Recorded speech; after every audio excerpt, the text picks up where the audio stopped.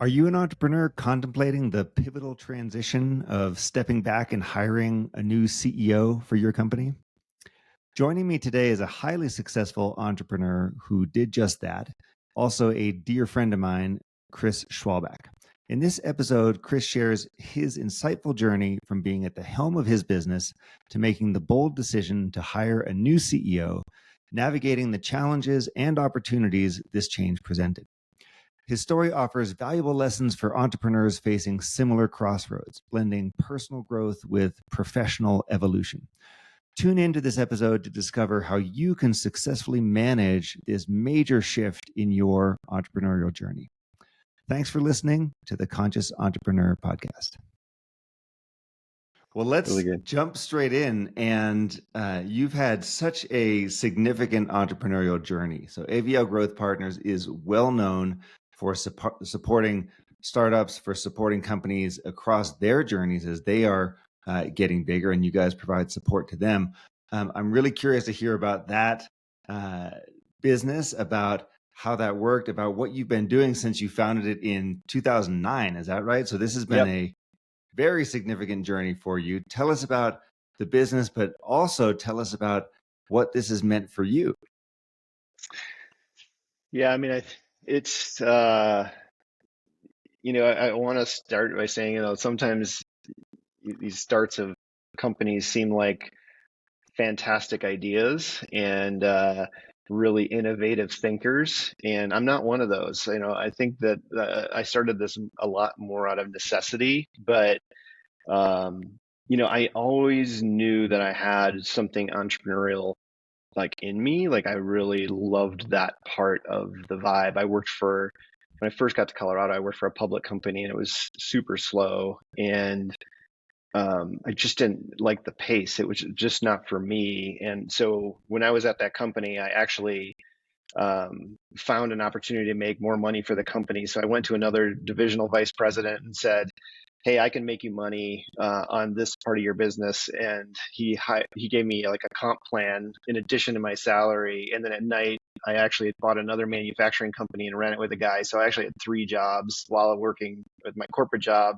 my semi-corporate job, and then my entrepreneurial venture at nights and weekends with another partner. And from there, I just did 2 or 3 other startups. Really loved the tech space, and then it was kind of I got involved just when the 2008 2009 crash happened, and one of the tech startups I was at, just I had a disagreement with the CEO, and it's a large part of the journey, and that's why I begin here, because the CEO was someone that said,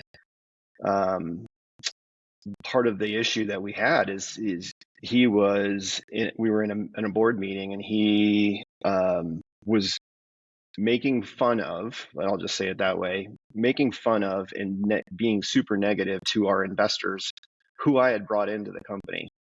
And I was just super taking offense. And he said something like, "Don't you know that the only way to succeed in business is to be mean and to be an asshole?" And I'm like, holy crap. Like, I have been studying business for 12 years, in schooling and graduate degree. And if this is what I signed up for, what did I do? And it really affected me in a sense of, can I truly be successful if that's not how I want to show up? And so we parted ways. A really good friend of mine, Ken Fugate, introduced me to the concept of fractional CFO, which was happening in Silicon Valley, but really wasn't happening in Colorado at any massive scale at that point. There was like 1 or 2 companies doing it at that point, which is now like 50 probably in Colorado today.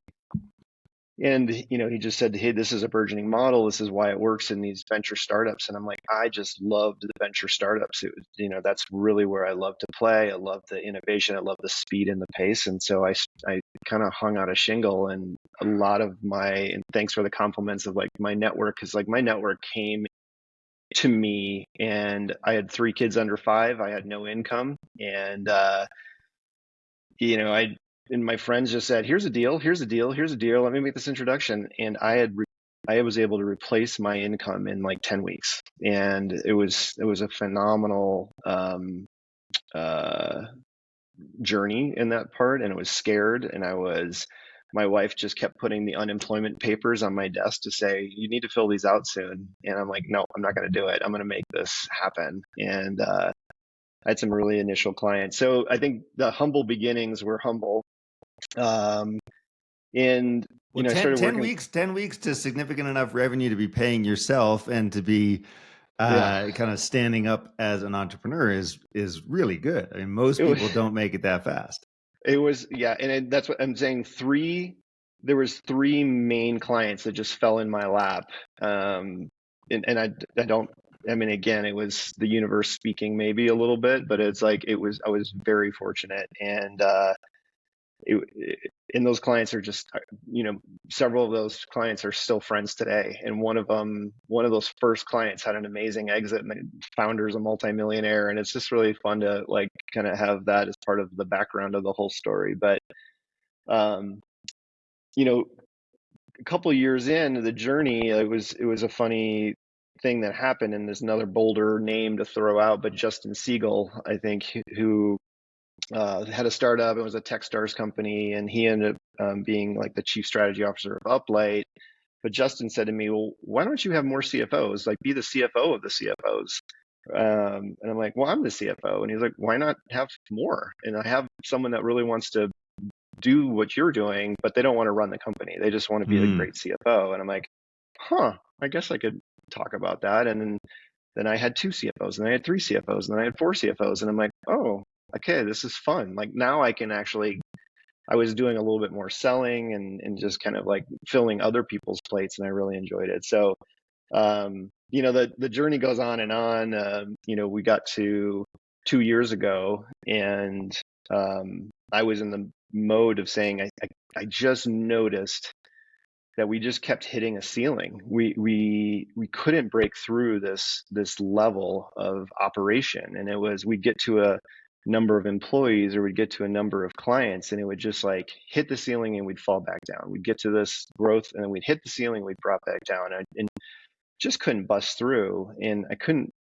figure it out. And part of it is like, you know, I was spread thin probably, but it was this moment where I'm like, I really through EO, I started learning a lot more about this whole EOS methodology, and just learning about the visionary and the integrator. And I was like, God, I really would love an operations person to, really drive more of what I was looking at. And so I started to explore that, and that was like the beginning of the journey to hire Bethany, who's now the CEO of AVL. And I wouldn't say that, I would truly say that when Bethany and I started talking, the vision was for her to take over as CEO, over time. And so she came in as COO for 2 years, got to learn the company, really ran it as a president. And a 2-year period, Bethany and I architected a stepping away. So I was in weekly meetings for a year. Then Bethany's like, time for you to leave the weekly meeting. And then I left the weekly meeting. Then I left the monthly meeting. And then so I was slowly peeled away. And then we announced her as CEO at the start of 2023. And so that's been a big part of the recent transition. And I think there's a lot to talk about there, because you know why, I talked about the ceiling, in terms of what we were facing. And Bethany really showed a lot to me. Or like, we were running a very founder led business. We were leading a very not sophisticated process business, right? It was kind of like shooting from the hip. And she was really good at putting better systems in place. So that was just a emotional time to say, you've had a long tenure, maybe there's new innovation, new blood, new energy and passion to put around this. What did you learn about yourself, and how did you finally come to the decision that the right path forward was for you to transition out of the CEO? We had a very small team. We had two other people internally that were, so essentially I had 50 people reporting to me in the company. There was no structure in that sense. We had a head of people, we had a head of finance, and we had myself. And that was a time where it's just like, hey, you can't, like, again, you're going to have to build a different team to really make this get through the ceiling. And I'm like, and I just said, I don't know what that team looks like. I don't know the systems we need. Um, and it made me think, like, I need somebody that knows what the next stage needs to look like.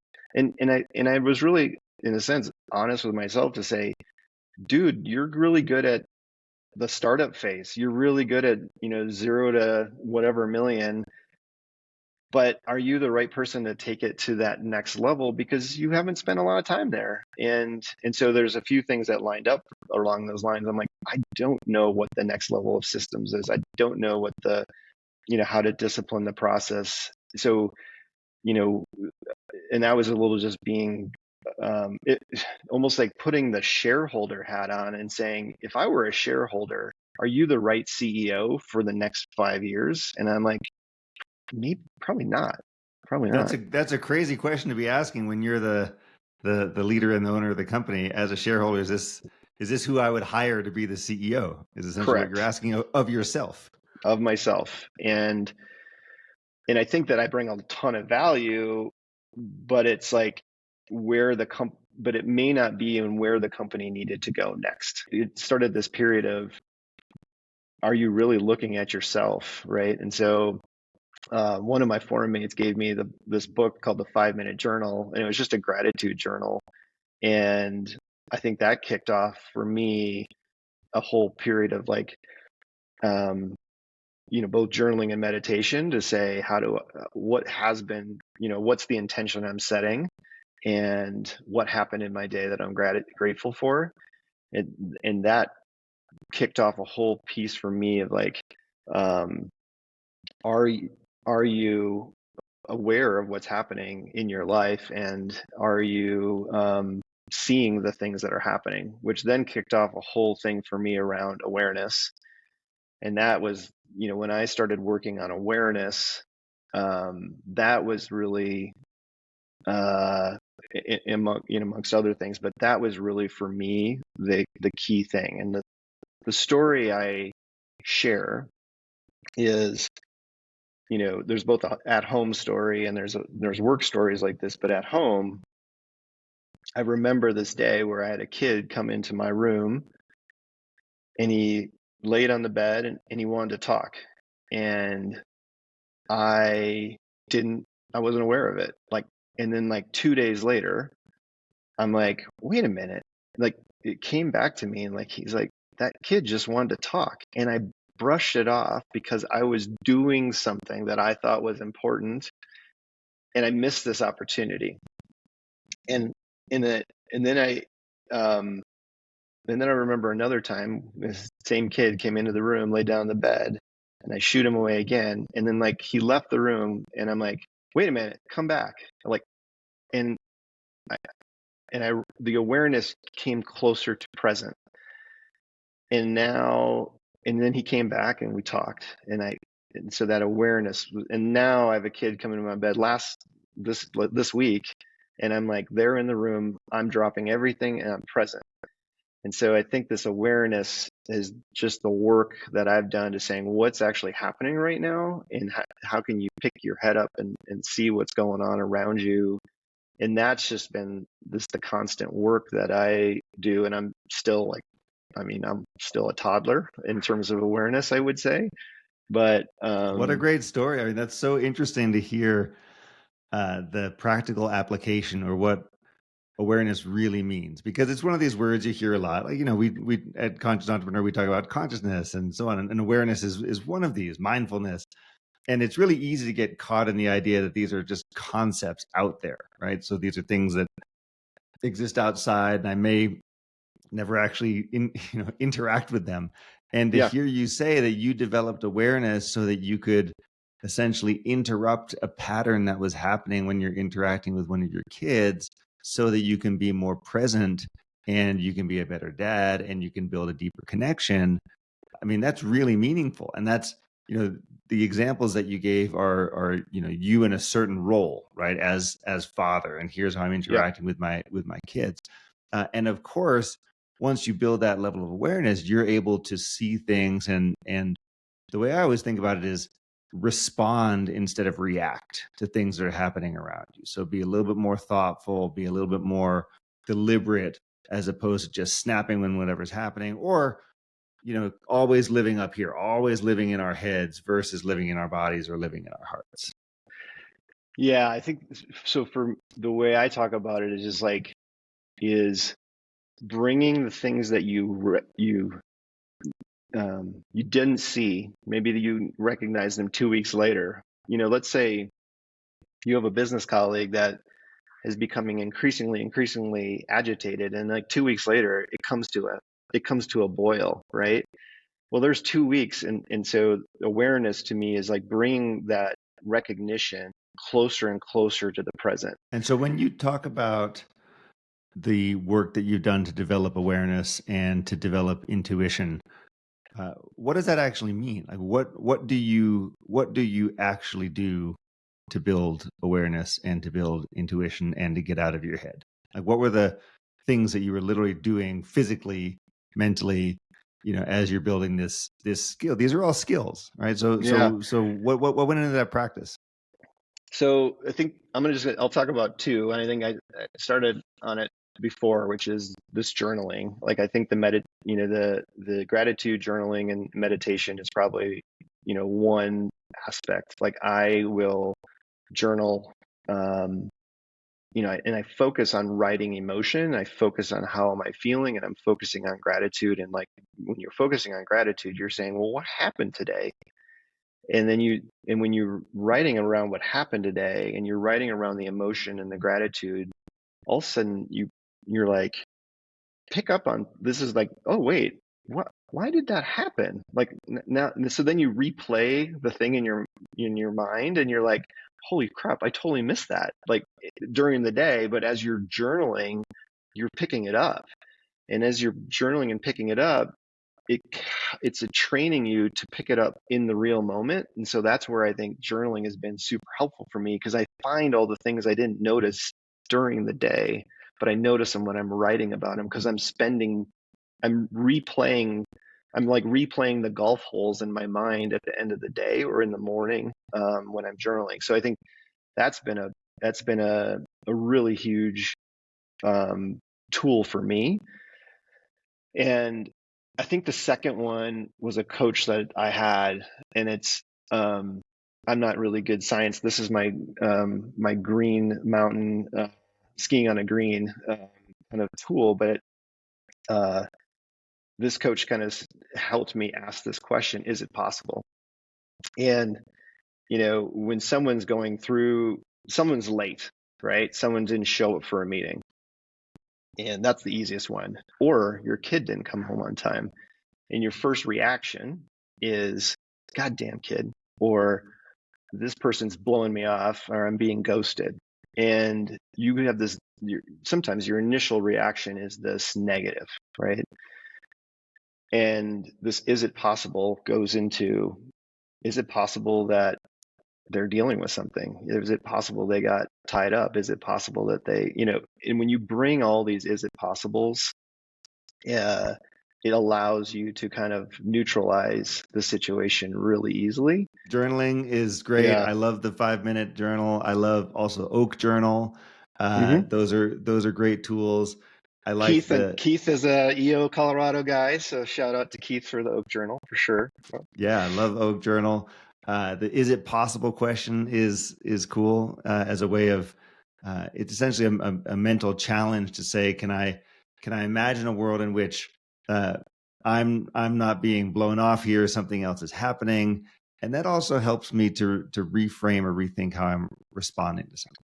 It's a lot. It helps a lot in limiting beliefs too. And so tell me more. Tell me more. So the way I learned about this is just like, I was taught something by my dad, and that is a rule that I live by because my dad said it was true. And is it possible that he told me that in a certain time frame of my life where he wanted it to be true, but didn't need it to be true as an adult? is it possible that he told me that because he was trying to protect himself, not necessarily protect me? Is it possible that he didn't know what the fuck he was talking about? Yes, it's possible. And all of a sudden you're like, oh, that maybe that he told me that and it has no relevance today. And it makes that limiting belief kind of just disappear. And the way that this coach taught me about it is kind of like the Easter Bunny. And it's like, you think the Easter Bunny is completely real until someone starts to say, is it possible that, and you start to look at the evidence and all of a sudden you forget about the Easter Bunny and now you can't think the Easter Bunny is real anymore because, and it's just gone. And that belief of the Easter Bunny is gone overnight. And so I think you can shed yourself of a lot of things that you believe are true. And the awareness around these patterns is basically you see it when you journal, as well, to say, why do I, this is a belief. This is my operating model, and it allows you to test your operating model a little bit. Is like, why do I do it this way? Is it possible that this is just a pattern, that I'm kind of repeating? So can we get a little bit more yeah. personal here? I would like to hear, what are the limiting beliefs that you uncovered in this process? What were the things that changed for you? Yeah, so I think the first one was a big one. And so my dad was a physician and he worked with patients, and a lot of his patients were dying. And so so I'm giving you almost too much right up front, but he said to me, it's not appropriate to ask personal questions of people. Don't go personal.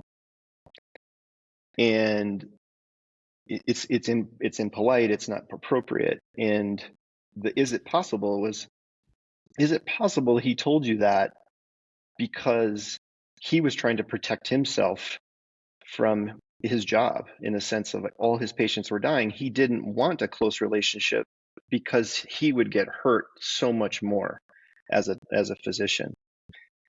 Is it possible because he was trying to be a clinician, and be neutral, and he had to keep that arm's length distance? Is it possible that was what he was taught? And so when I started to, and then the questions were like, how do you feel, Chris, when people ask you personal questions? I'm like, I love it. Like, I love getting in the deep end like that right away. And they're like, is it possible that other people like being asked personal questions like you do? I'm like, well, yeah, it is possible. And then unlock this whole thing where now I just go straight to the jugular and I start asking personal questions. Like, I seriously did not ask anybody personal questions. And I was hoping I would hang around long enough until they would ask me a personal question to open the door. And that is fundamentally different for me. And now the way I can connect with people is so different than it was 5 years ago. It's opened up a new area for me, which is around, in another coach that I work with, which is now going around choice and living in choice, to say, this is something you can do, or you can choose not to do it, right? And I think that was a big one for me. And that gets into, for me, like shadow work, and just like, and let's call it like being a jerk boss, right? Or being a tough, autocratic boss. And sometimes you need to be, and sometimes you need to be benevolent boss, a benevolent ruler. But if you're always a benevolent ruler, there's maybe some things that don't get done that need to get done, right? And so to live in choice, to say, this is how I want to, I need to run the company like this right now, and I need to, in choosing to work either side of that spectrum, and not having one be good and one be bad, or not having your model be good or bad, but knowing that you can be one or the other, right? So being selfish in a day is different from being a selfish person, right? Today I choose me, and today I'm going to be selfish for me. That's my choice today. And tomorrow maybe I won't be, or I'll take a different choice. And I think that's the other thing that opened up for me when I started looking at, is it possible? And so that unlocked another series of things for me emotionally too. Well, one of the habits that a lot of entrepreneurs have, and I know this for myself, and also having worked and mentored and just seen so many entrepreneurs out there doing their thing, is entrepreneurs are such creative givers, and typically are so energized by what they're doing. They work really hard. They're at risk of burnout. They're also very giving, right, with their time and energy and attention, and so you can really wind up forgetting to do things like self-care. And so some of what you're talking about, be it identifying your limiting beliefs and working on those, or understanding that we live in a world of choice, or sometimes being selfish, like you were just saying, are actually methods by which we can take care of ourselves so that we can show up even better, we can be even stronger, we can be even more For sure. effective later on. And if we're simply running with the programs, the unconscious programs that we've inherited from society or from our parents or our families or wherever, then we're probably not really breaking through and able to be as effective as we want to be. Chris, as we kind of wrap up here, there's a few questions I'd love to get your perspective on. And Sure. the first one is we've talked about your journey as a CEO and as an entrepreneur, and I'm curious to hear if you have a definition of what is a conscious entrepreneur. What does that mean to you?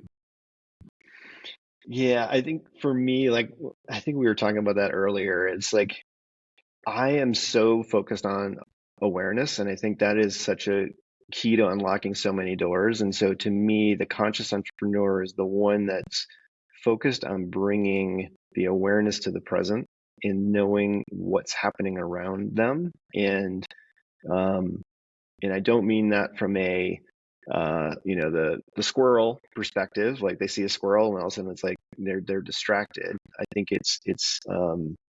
and so that is conscious entrepreneur to me, and leading an organization with that practice. Awesome. And you mentioned, of course, the power of, you mentioned two things that really struck me. One was the power of having a coach, and the second is the power of the journaling that you do. What else is part of your personal practice? Yeah, um, so Marina at Purpose Built is my coach. She's amazing. So shout out to Marina. Um, you know, the the journaling, as I mentioned, I use my Remarkable, and that's my journal, and I do that religiously. Um, so that's my practice. I I also do the every day is I just start the day to say I just plan my day. Like that's the first thing I do, and just like what really needs to happen today, and who do I need to serve, and what are the big things. And so I just I put the rocks in the basket first for the day, um, and I just do a lot of that. I set up my own. It's almost like a kind of like a EOS rocks kind of thing, or I guess it's 7 habits. But I'm like, what are my rocks for the month? And it's like, what do I really want to accomplish this month? So I do a daily and a monthly, and really think about that. But those are the two big ones for me. Meditation and breath work is a I I wouldn't say they're daily practices, but they are something I come back to a lot. Um, and certainly exercise as well. But Any for specific kind me, of meditation? there's so there's I don't have anything specific like so, but I think I do three different things. Um, I'll do just a morning meditation, just breathing on my own. But I did for a long while. What's his name? Harris. God, what's his name? Sam I did Harris? his Sam Harris. I did Sam Harris's program for like 2 years, and that was phenomenal. I use my Sensate that I got. That Sensate From is Anna amazing. So, Goodmanson? Yeah, yeah. Anna Goodmanson, that product is phenomenal. And I also do a lot of meditation with another great company, which is called Brain FM, and that's Dan Clark's company. Brain FM is just, and I use that for meditation and I use it for work. And I would say if anyone, that is a game changer, Brain FM, for me. And then honestly, like another secret one for me is like that I don't know if anyone knows about, but it's like Peloton. If you have a Peloton, they actually have sleep meditations that are killer. So I use those like when I go to bed. They're like, get in bed, get your pajamas on, put your head on a pillow, and we're going to meditate for the next 20 minutes. And that's going to be amazing. I use that all the time. I walk my dog every morning. So that is kind of like the, my morning sunlight. And I do like more of a walking meditation.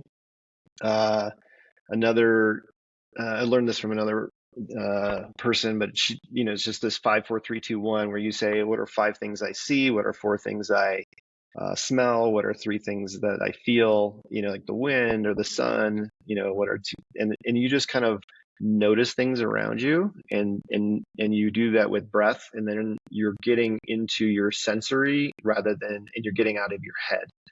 And so I do that as part of my walk as well. So I used to Cool. listen to the news as a podcast, and I kind of like try Oh, to avoid yikes. that Yikes. Yeah. now. Not the best way to start the day. No, it's not What the are best way some to of start your the day. other resources? So Brain FM sounds really cool. I know Yeah. I know the Sensate device, which is amazing. What are other resources, be it books, videos, courses, that have been helpful to you? So we haven't talked about it much today, but I think the other one that I love is, I think it's almost like, for me, it's always been really close second to the awareness, but it's, I call it habits. And so the book Tiny Habits, which is BJ Fogg, or Atomic Habits with James Clear, like how to like stack habits, how to like have these tiny little habits that you can kind of do to get a new behavior started. And so like James Clear will say, charge your phone at night, put your phone and have it charge on your Peloton, because if you have to go buy your Peloton to go get it, the chances of you riding your Peloton. And then BJ Fogg will say, ride your Peloton for 1 minute every day. And he's like, you'll get on it. If you're on it for 1 minute, you're going to be on it for 15, right? Or 30 or whatever. So it's just these habit tricks. I think those two are just phenomenal to add 1 or 2 things to it. Awareness, to me, Brene Brown has always been a really good resource, but actually Bethany, our CEO, brought, and I don't know why this didn't hit my radar sooner, but she kind of said 4 Agreements. And so the 4 Agreements has been another amazing book for me. And I think that part of that 4 Agreements goes back to that, is it possible? Because one of the 4 Agreements is don't make assumptions. Don't make assumptions and is it possible are very much kindred spirits. So I think the 4 Agreements from awareness. After with Marina, my coach, the other thing we got into really well and deep is values. And so I got into, and it's a dense thing, and it's hard to recommend, but the values factor, which is DeMartini's book, John DeMartini's book, The Values yeah, Factor. Yeah, I love that one too. That's a lot of work. It's a lot of work, but I think here's my thing. I think it's really hard for someone with an ego to figure out what their own values are, because you have a lot of almost like imputed values or should values when you kind of write your values. I think when you really do a neutral values job, then you uncover some things so I think a coach that can sit through and work through your values to say what's really important to you, you start to uncover a few things, and then it uncovers behaviors and patterns and things like that. So I think the values factor was a way for me, and I did that on audiobook because he's got a bunch of work, but the audiobook helped, and I've revisited that a lot. I know we're going to wrap up, but it's like Fantastic. that one's another great one. Those are great. Those are great tools. Thank you. Here's one more, like, but the movie, What the Bleep Do We Know? Do you remember that? It's like old. It's like an old movie at this point. I'm not sure you can find it, but it's like that was an unbelievably great. That's like kind of quantum-y, but also go like body chemistry. Like that is almost like the conjunction junction of awareness and like learning this topic and of being a conscious entrepreneur. So What the Bleep Do We Know? But it's such a classic, and I love that one too. Outstanding. Well, thanks so much. Thanks for sharing your story of being a conscious and highly successful entrepreneur. It's been amazing to hear about your journey, about your learnings along the way, about the things that you do to stay focused, to stay happy, to stay sane, to stay married, and really appreciate you coming on the show today, Chris.